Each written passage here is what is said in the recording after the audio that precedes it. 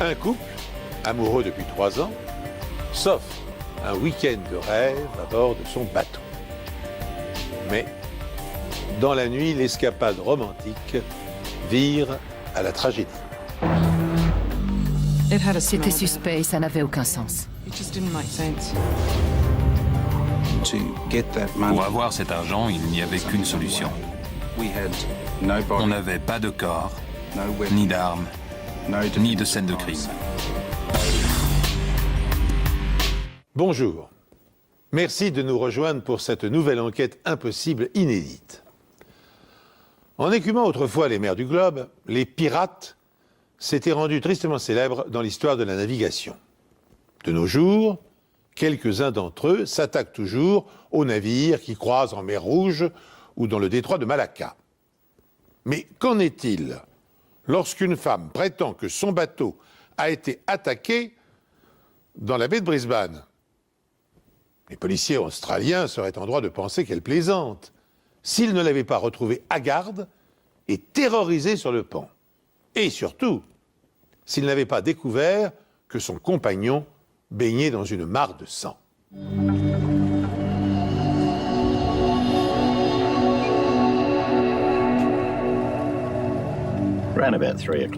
À environ 3 heures du matin, les secours ont reçu un appel pour une urgence médicale sur un bateau, quelque part dans la baie. Il faisait très sombre. À l'aide de projecteurs, on cherchait le bateau qui était censé être en détresse.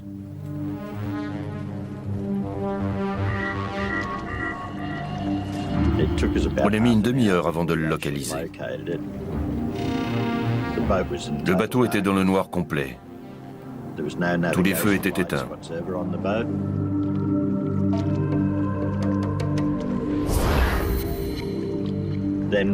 Puis on a vu une femme debout à l'arrière du bateau.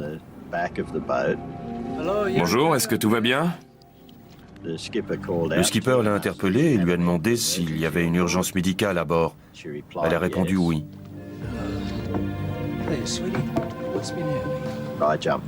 J'ai sauté à bord du Misty Blue et je lui ai demandé ce qui se passait. Elle m'a répondu que quelqu'un était sûrement monté à bord et avait dû lui donner un coup si fort qu'elle avait été assommée. Comment vous appelez-vous? Patricia Byers. Quand je suis descendu dans la cabine, j'ai vu un homme étendu sur la banquette de droite. Il y avait beaucoup de sang. Il était conscient et je lui ai demandé ce qu'il s'était passé. Il m'a répondu que quelqu'un était monté à bord, qu'il avait entendu sa femme l'appeler, qu'il avait sursauté et que c'est à ce moment-là qu'il avait dû se cogner la tête.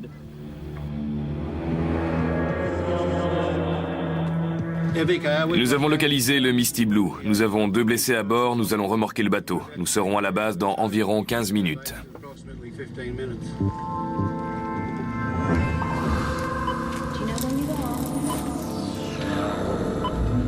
L'homme et sa compagne sont immédiatement transportés à l'hôpital. La police est déjà sur place.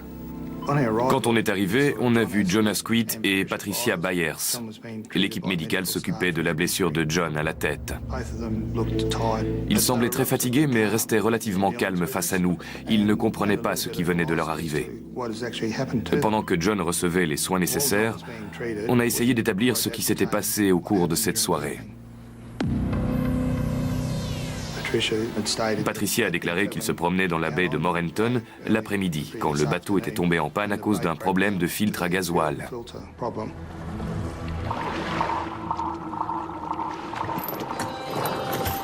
Elle a alors décidé de jeter l'ancre pour la nuit, dans le chenal.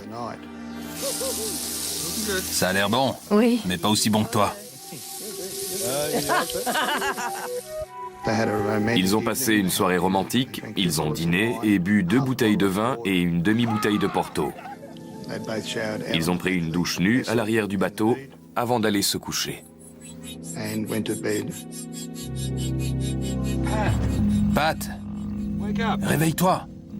La dernière chose dont elle se rappelait, c'était d'être recroquevillée nue à l'avant du bateau et de John, couvert de sang, lui demandant si tout allait bien. Ils se sont ensuite réfugiés à l'intérieur du bateau où John a lancé des appels de détresse pendant 1 heure, 1 heure et demie.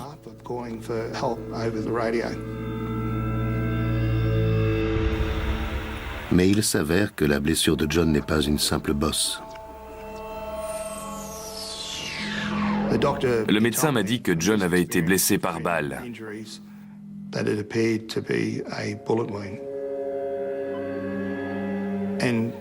On s'est tourné vers John et Patricia Byers qui ont trouvé ça ridicule et ne l'ont pas pris au sérieux.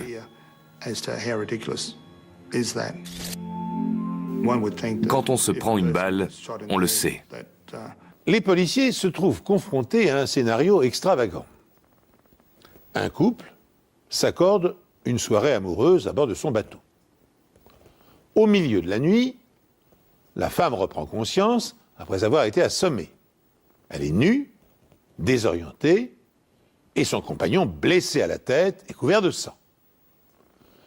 Les radiographies révèlent que des fragments de métal se sont logés profondément dans le crâne de John Asquith. Qui est l'auteur de l'agression et quel est son mobile, puisque rien n'a été volé à bord?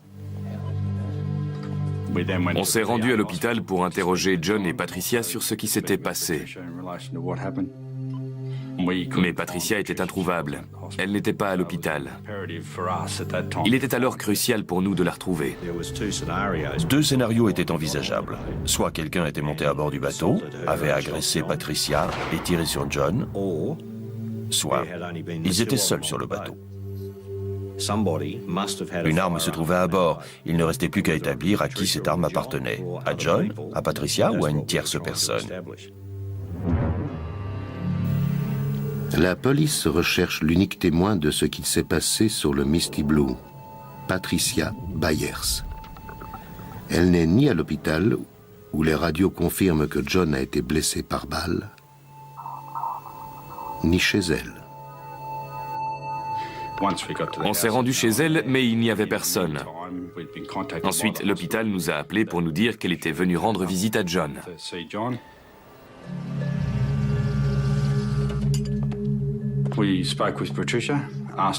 On a interrogé Patricia sur les événements et elle nous a dit que des pirates étaient montés à bord et avaient attaqué John.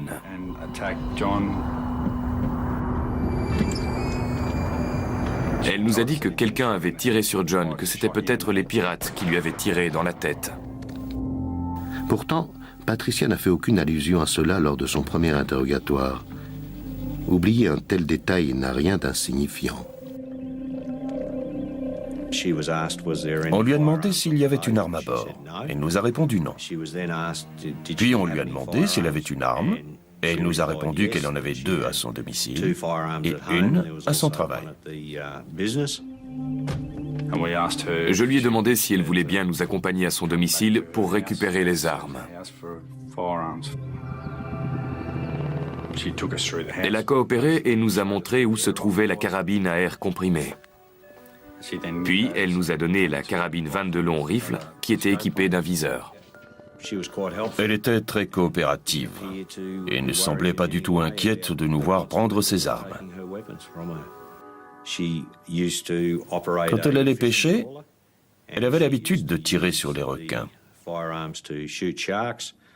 Elle tirait aussi sur les chats qui venaient attaquer ses perroquets.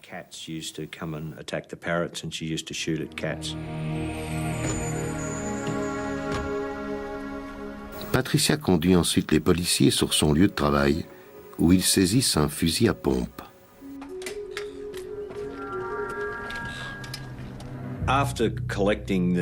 Après la saisie des armes, nous avons demandé à Patricia si elle voulait bien nous suivre au commissariat pour se soumettre à une audition filmée. Elle acceptait de répondre à nos questions, mais hors caméra.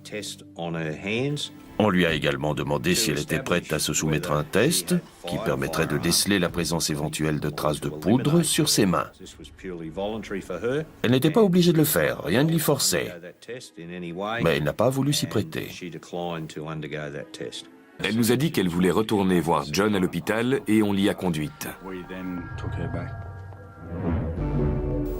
Entre-temps, le Misty Blue est devenu une scène de crime. On est entré dans la cabine du bateau. C'était sur la gauche, c'est-à-dire côté port, que John gisait. On a remarqué qu'entre les couchettes, il y avait du sang séché partout sur le sol.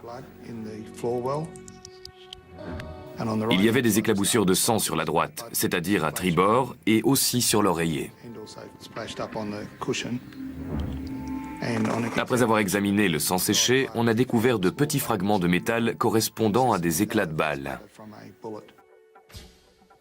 On en a également retrouvé dans la cloison et on les a prélevés pour les analyser.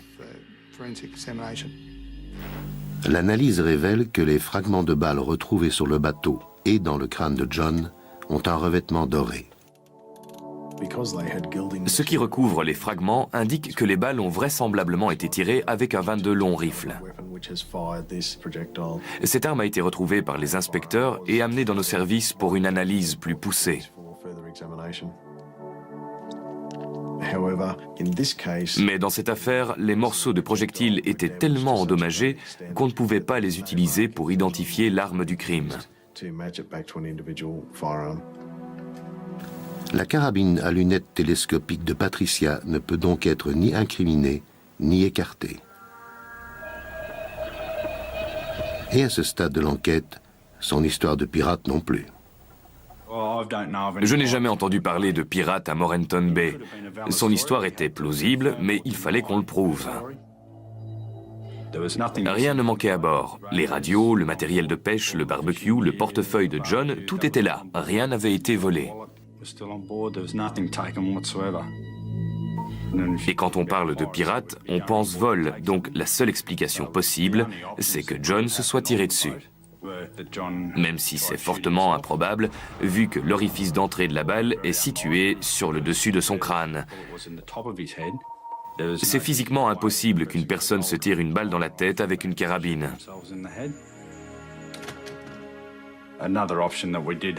L'autre explication possible, c'est que ce soit Patricia qui ait tiré. Ils se sont disputés sur le bateau, les choses ont mal tourné, et John a reçu une balle dans la tête sans qu'on sache comment.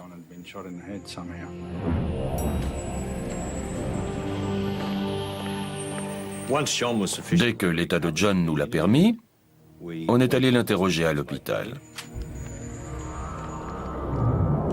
On a décidé de montrer les armes à John pour s'assurer que c'était bien celles qui se trouvaient à leur domicile. Il a identifié le fusil à pompe et nous a dit que c'était celui de leur magasin.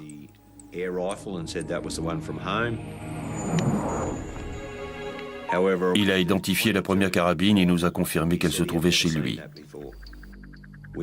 Mais il a déclaré ne jamais avoir vu le 22 long rifle avant.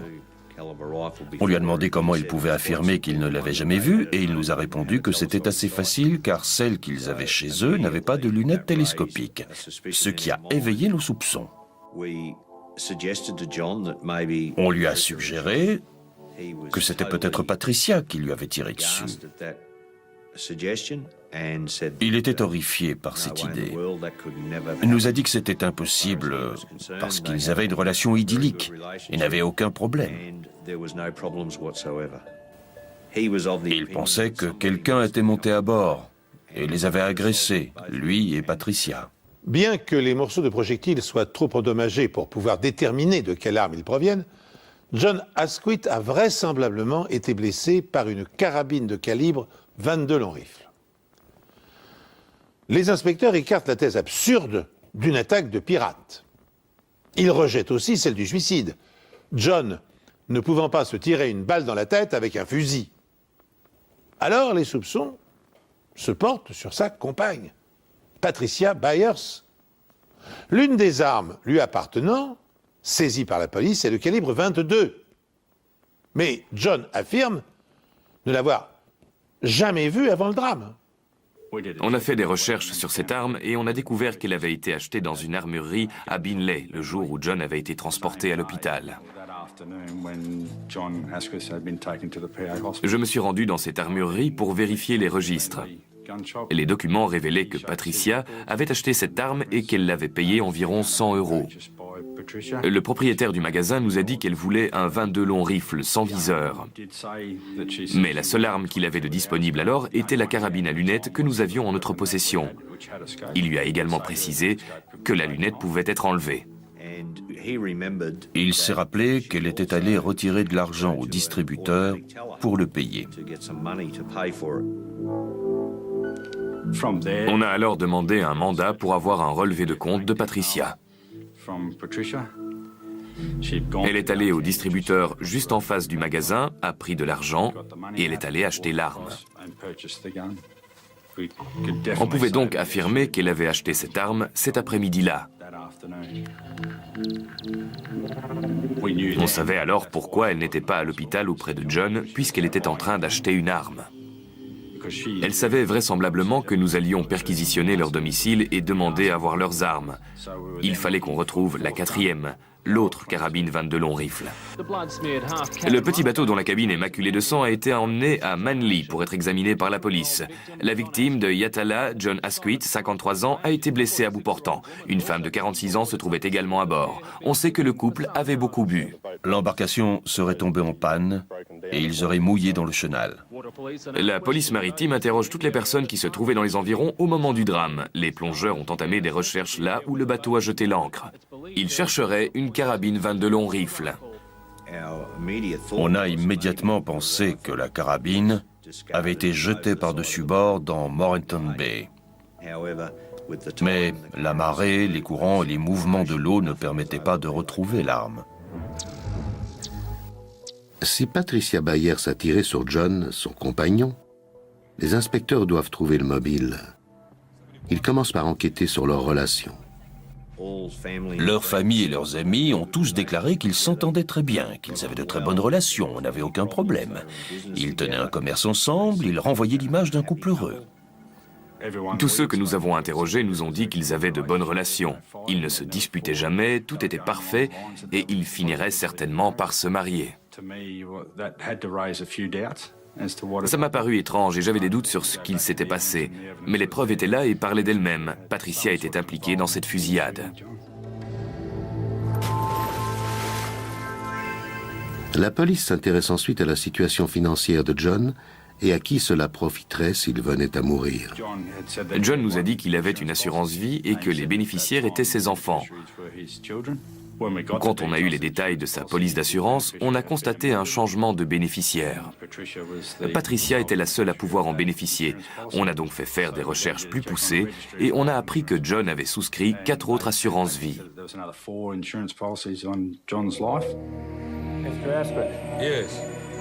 On a ensuite montré à John tous ses documents. Ces deux-là, il nous a dit qu'aucun des documents n'était signé de sa main. Aucun. On lui a demandé s'il savait qui aurait pu faire ça, mais il nous a répondu non. On lui a alors demandé si Patricia aurait pu le faire, ce à quoi il nous a répondu que c'était impensable, qu'elle ne pourrait jamais faire une chose pareille. Le montant des 5 polices d'assurance s'élevait à 175 000 € et l'unique bénéficiaire était Patricia Byers. Au fur et à mesure que les éléments du puzzle se mettent en place, la culpabilité de Patricia Byers s'impose aux yeux des enquêteurs. Car si John avait succombé à sa blessure, elle se serait approprié les primes des 5 assurances vie soi-disant souscrites en sa faveur par son compagnon. Pour le prouver et pouvoir accuser Patricia de tentative de meurtre, les policiers confient à un graphologue les documents afin qu'il détermine qui les a falsifiés. Dans la plupart des cas de contrefaçon de signature, la personne essaie de reproduire ce qu'on appelle la représentation picturale de la signature originale. Quand on compare la signature de John Asquith à celles qui sont mises en cause, on remarque que la personne a essayé d'en reproduire les boucles et les spirales. Mais elle n'a pas fait suffisamment attention aux éléments qui rendent la signature de John Asquith unique, c'est-à-dire la fluidité, la vitesse d'écriture, la formation complexe des lettres et la pression du stylo exercée sur le papier.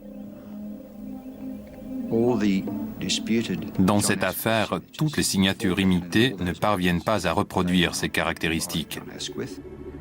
Ce n'est pas John qui a signé ces documents et les signatures contrefaites sont l'œuvre d'une seule personne.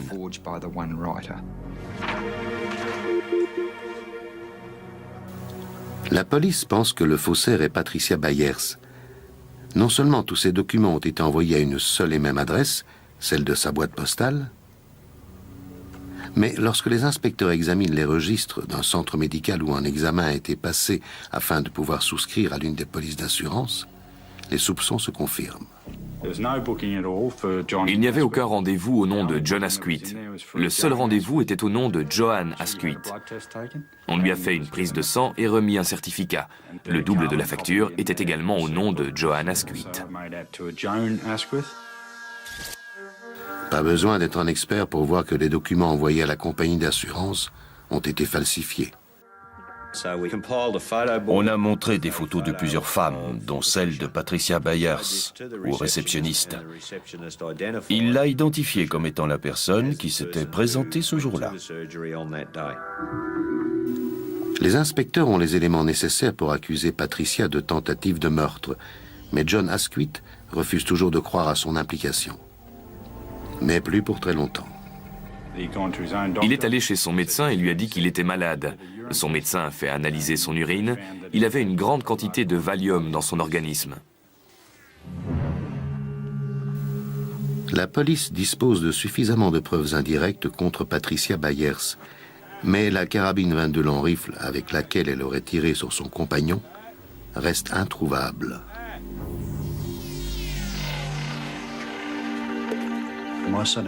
Mon fils Ashley était en train de pêcher quand il a aperçu la crosse ou le canon d'un fusil. On ne trouve pas ce genre de choses tous les jours au bord de la rivière. On avait entendu parler d'une fusillade sur un bateau et le lendemain, c'était à la télé et dans les journaux. On a fait le rapprochement et on s'est dit qu'il y avait peut-être un rapport. On a donc décidé de l'amener à la police. Détail étonnant. Ce sont les voisins de Patricia Byers qui retrouvent par hasard la crosse de la carabine dans la rivière. Il s'avère qu'elle fait partie d'une arme de calibre 22 long rifle. Une question se pose désormais. Est-ce celle dont s'est servie Patricia pour faire feu sur son amant?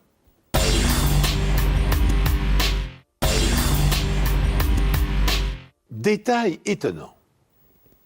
Ce sont les voisins de Patricia Byers qui retrouvent par hasard la crosse de la carabine dans la rivière. Il s'avère qu'elle fait partie d'une arme de calibre 22 long rifle. Une question se pose désormais. Est-ce celle dont s'est servie Patricia pour faire feu sur son amant? Je me suis dit que si on avait trouvé la crosse de la carabine à cet endroit, c'est qu'il était probable qu'elle l'avait scié en deux et qu'elle ait jeté l'autre morceau avec. Donc qu'on le retrouverait forcément. J'ai donc demandé l'aide des plongeurs de la police pour retrouver le canon de la carabine, mais je n'étais pas très optimiste.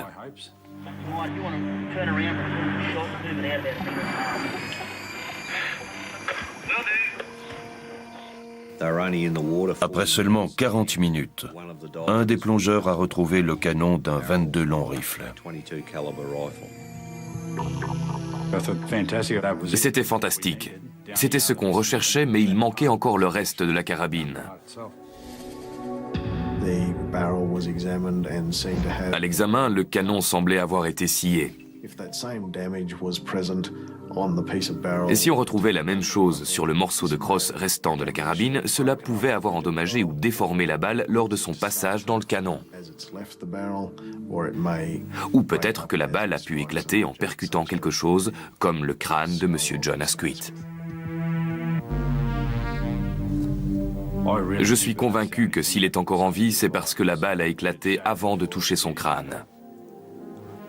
Il faut être réaliste. Si elle avait scié la carabine avec une scie à métaux et fait une entaille bien nette, je ne pense pas que John serait encore parmi nous aujourd'hui. Je me suis dit qu'elle avait scié la carabine chez elle. J'ai donc demandé un mandat de perquisition. Quand on est arrivé sur les lieux, il y avait un grand établi avec un étau. Les lieux étaient propres, mais sous l'étau, il y avait comme des copeaux de bois.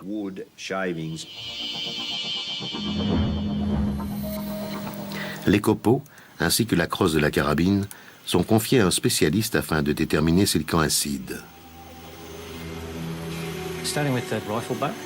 On a commencé par couper un bout de la crosse pour déterminer la nature du bois.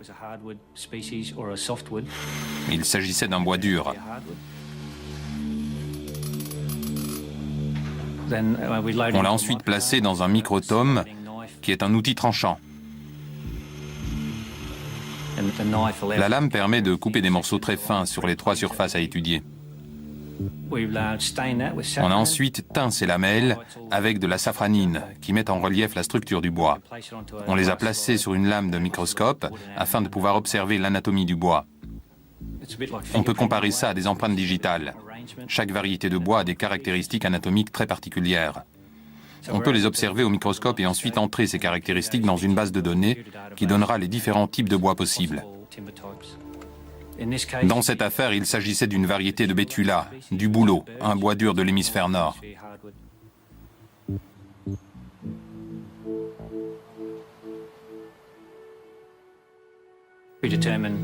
Nous avons conclu que les copeaux de bois étaient du bouleau, c'est-à-dire le même bois que la crosse de la carabine. Je pense qu'elle a scié la carabine chez elle à Yatala et qu'elle l'a emmenée sur le bateau. Elle avait prévu de faire une balade en mer ce week-end-là. Tout devait se passer ce week-end.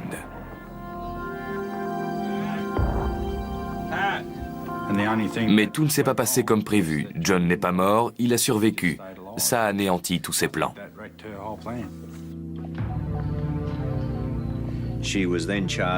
Elle a donc été accusée de tentative de meurtre, de coups et blessures avec intention de donner la mort, et de faux et usage de faux.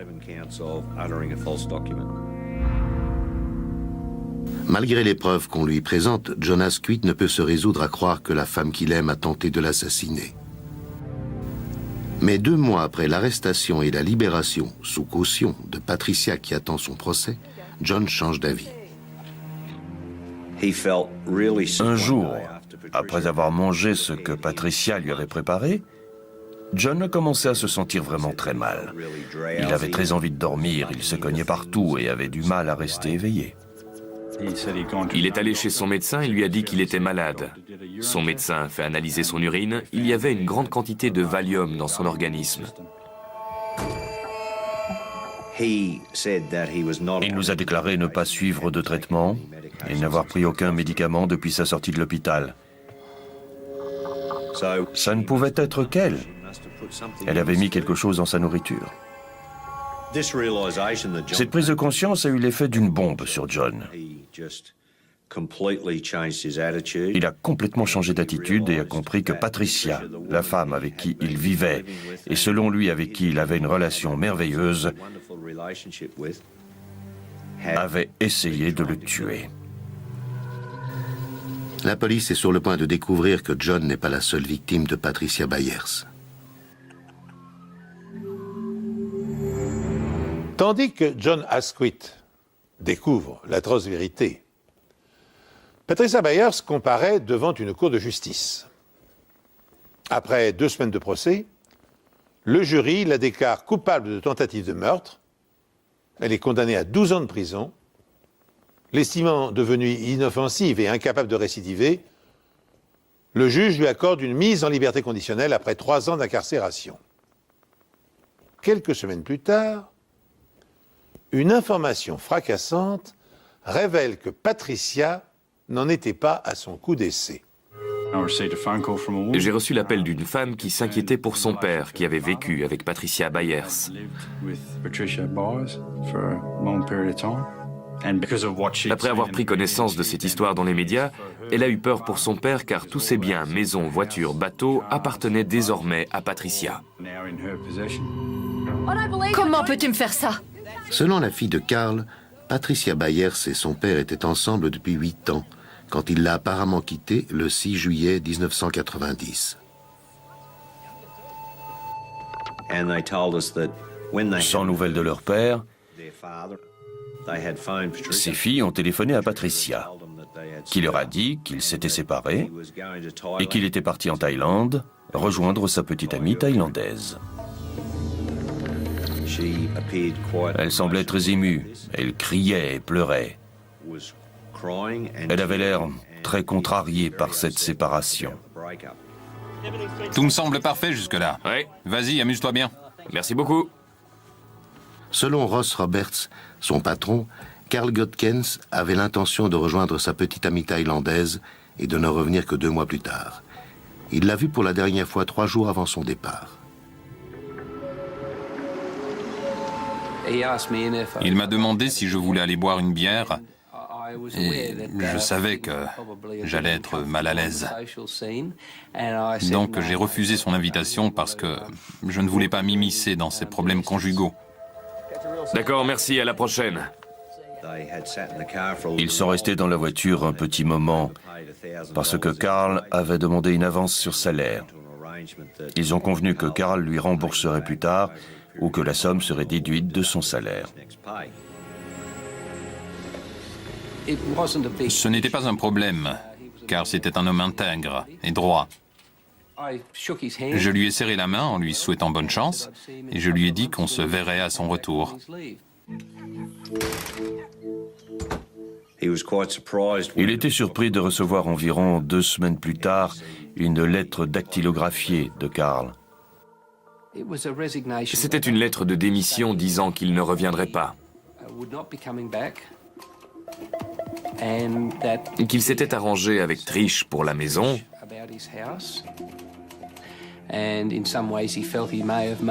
Qu'il pensait peut-être avoir fait une erreur, mais que Trish ne resterait pas longtemps seule parce que c'était une belle femme.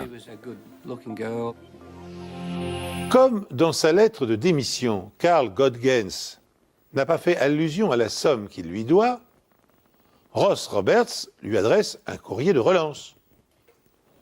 3 mois plus tard, alors que Patricia s'est installée dans la maison de son ex-amant, Roberts reçoit un chèque le remboursant intégralement. À ce moment-là, je me suis dit que tout avait été remboursé. Carl avait pris sa décision, on lui a renvoyé toutes ses affaires et l'affaire était close. Pour retrouver M. Godgens, il fallait qu'on sache s'il était bien parti le jour prévu en Thaïlande. Mais il n'avait pas pris l'avion ce jour-là. J'ai contacté la compagnie aérienne qui m'a dit qu'une femme prétendant être Madame Godgens avait annulé la réservation. Elle avait annulé la réservation et avait demandé à être remboursée. Toutes nos tentatives pour le retrouver restaient vaines. La seule chose qui permet de dire que Carl est vivant et en Australie sont les mouvements sur son compte bancaire. Notamment l'achat d'une voiture 4 mois après sa disparition. S'il avait signé ce reçu, ça voulait dire qu'il était toujours en Australie et qu'il avait encore des contacts avec Patricia. Ou bien que quelqu'un avait accès à sa carte bancaire et avait imité sa signature sur la facture de la voiture.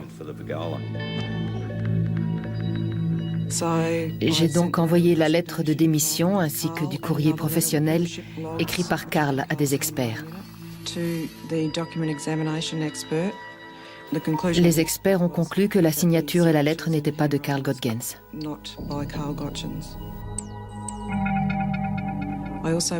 Je me suis également renseignée sur ce qu'étaient devenus ses biens et notamment sa maison à Yatala. J'ai découvert que la maison avait été mise au nom de Patricia 3 semaines après la disparition de Carl. Sur le document de transfert de propriété, la signature de Carl Godgens et de son témoin sont des imitations. La seule signature authentique était celle de Patricia Byers. Le reçu de sa carte bancaire est également une contrefaçon. Je suis allée chez le concessionnaire qui avait vendu la voiture. Le vendeur m'a dit s'être rendu à l'adresse de Yatala, où il avait rencontré une femme se présentant sous le nom de Madame Godgens et qui avait signé le reçu devant lui au nom de C.T. Godgens. D'un point de vue juridique, c'était une preuve irréfutable. On allait pouvoir utiliser la signature imitée par Patricia Byers sur le reçu comme point de référence et la comparer aux signatures des autres documents. On est arrivé à la conclusion que le faussaire qui avait signé ce papier était l'auteur des autres fausses signatures. La police dispose de preuves indirectes, mais elle n'a retrouvé ni corps, ni scène de crime, ni armes. Et leur principal suspect doit sortir de prison dans moins de 18 mois. Dissimulant sa véritable personnalité sous des apparences très agréables, Patricia Byers est une veuve noire d'une redoutable cruauté. Avant de s'en prendre à John Asquith, qu'elle aurait tué sans état d'âme si la balle n'avait pas explosé avant de l'atteindre, elle était parvenue à éliminer Carl Godgens, son ex-amant, pour accaparer la totalité de ses biens. Bien que les policiers n'aient pas trouvé son corps ni l'arme du crime, le procureur est convaincu de sa culpabilité. D'autant que de nouvelles preuves matérielles viennent bientôt alourdir son dossier. Des mois auparavant, elle s'était discrètement procuré une copie de son testament. La signature figurant sur le Second Testament est contrefaite. Elle savait qu'elle allait devoir partager la maison, les biens avec les enfants. Elle n'allait pas tout avoir. Elle savait également que Carl avait une liaison avec une Thaïlandaise et qu'il allait la quitter. Elle était consciente qu'elle allait perdre la maison et se retrouver sans rien. Le soir où Carl a franchi cette porte, il a disparu pour toujours.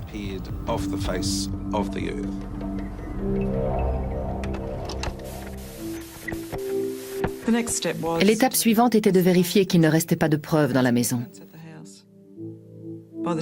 Au moment où on a perquisitionné les lieux, Carl avait disparu depuis 6 ans. J'ai trouvé un agenda datant de 1990. À la page du 6 juillet, il y avait cette note. Carl est parti, je l'ai déposé en ville. Le jour même, un nouveau lit est livré. L'histoire du lit me paraissait bizarre. Patricia avait expliqué à John que Carl avait pris son lit quand il l'a quitté. C'était suspect. S'il partait pour Bangkok, il n'allait pas prendre son lit avec lui.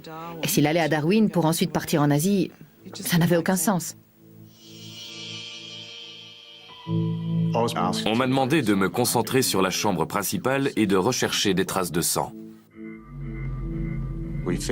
On a retrouvé une série de gouttelettes sur l'un des murs. Il y avait 21 gouttelettes mesurant environ 1 mm. On a fait un test sur ces gouttelettes pour déterminer si c'était du sang et le résultat a été positif.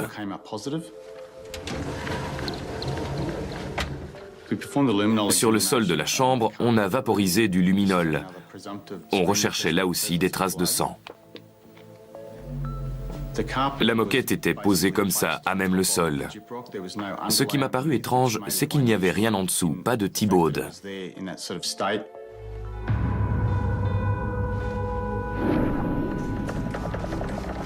On a obtenu un résultat positif sur toute la surface traitée, c'est-à-dire le parquet sous la moquette. Quand on a rallumé la lumière, on s'est rendu compte qu'il y avait des taches sombres aux endroits où il y avait eu une réaction chimique, c'est-à-dire où le sol était devenu fluorescent dans le noir. Un profil ADN est créé à partir des taches de sang retrouvées dans la chambre de Carl Godgens. Les experts médico-légaux le comparent à celui de ses filles. Les signatures ADN présentent des similitudes, bien qu'il soit difficile de l'affirmer. La forme particulière des éclaboussures de sang permet par ailleurs de déduire le mode opératoire de l'assassin. On peut déduire de leur forme qu'elles sont le résultat d'une grande force exercée contre une source de sang.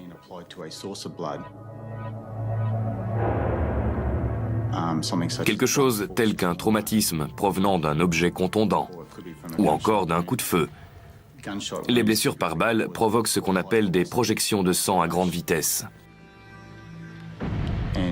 Et ces projections sont minuscules, comme si on les avait pulvérisées. Ces taches de sang sont infimes et n'ont donc pas pu être éliminées. Elles pouvaient provenir de quelque chose d'aussi banal qu'un éternuement ou d'une quinte de toux avec du sang dans la bouche et le nez. C'est probablement dans cette chambre, présentant toutes les caractéristiques d'une scène de crime, que Karl Gödgens a été assassiné. On ne pouvait pas l'affirmer, mais ça en avait tout l'air. Les choses auraient été beaucoup plus faciles si on avait retrouvé son corps. Comment s'est-elle débarrassée du corps?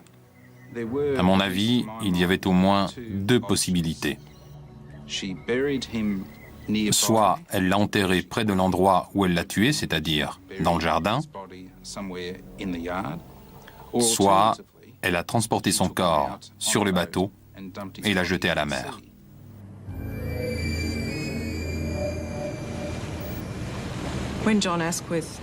Lorsque John Asquith et Patricia se sont mis ensemble, leur maison à Yatala était encore en travaux.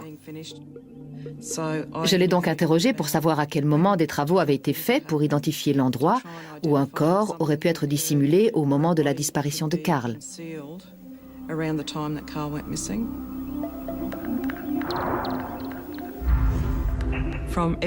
D'après ce qu'il m'a dit, c'était l'abri de jardin l'endroit le plus probable puisqu'il a été construit quand Karl a disparu.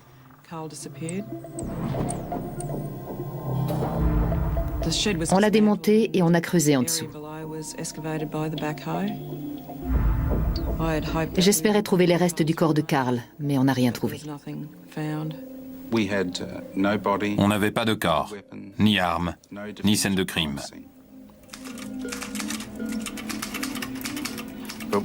Mais on disposait de preuves indirectes contre Patricia Byers. Elle s'était donné beaucoup de mal pour échafauder un plan et faire disparaître Karl Gödgens. Toutes les preuves prises séparément ne suffisaient pas à prouver sa culpabilité. Mais dans une affaire de meurtre, l'ensemble de ces preuves serait très convaincant devant un jury. Patricia Byers a plaidé non coupable du meurtre de Karl Gödgens. Celui-ci a disparu depuis le mois de juillet 1990. L'accusé soutient qu'il est parti à Bangkok pour épouser une prostituée thaïlandaise. Le procureur Paul Rutledge affirme que tous les biens matériels de Karl Gödgens, s'élevant à des centaines de milliers de dollars, ont été dilapidés à la suite de fraudes directement imputables à Patricia Byers. Le mobile de Byers, c'était l'argent. Elle savait que, pour obtenir cet argent, ces biens, il n'y avait qu'une solution, la falsification de documents. Mais pour que ça fonctionne, il fallait que Karl meure. Après un mois d'audience, le jury la déclare coupable. Le verdict a été un soulagement pour John Asquith, qui a été la proie de la Veuve Noire en 1993. Je suis très content que justice ait été rendue. Jusqu'à présent, le jury ne savait pas que Patricia Byers purgeait déjà une peine de 12 ans de prison pour avoir tenté de le tuer. En conséquence de ce nouveau verdict, Patricia Byers passera le restant de ses jours en prison. Pourtant condamnée à la prison à vie pour le meurtre présumé de Karl Gödgens et à 12 ans pour la tentative d'homicide sur John Asquith, Patricia Byers pourra demander sa mise en liberté conditionnelle en 2012. Ella et Karla Gödgens, les filles de la première victime, ont revendiqué la restitution des biens dont elles avaient été spoliées, notamment la maison appartenant à leur père. Dans l'attente d'une décision de justice, la location de la propriété est gérée par une agence immobilière. Mais en fouillant le passé de la Veuve Noire, les policiers australiens découvrent également que la mort de son premier mari, avec lequel elle avait eu 2 garçons, est suspecte. Le malheureux, ayant disparu en mer sans explication, et son corps n'ayant jamais été retrouvé. C'est sur le portrait édifiant de cette femme sans scrupules que s'achève cette émission. Merci de l'avoir suivi en ma compagnie. Je vous donne rendez-vous prochainement sur cette antenne pour une nouvelle enquête impossible.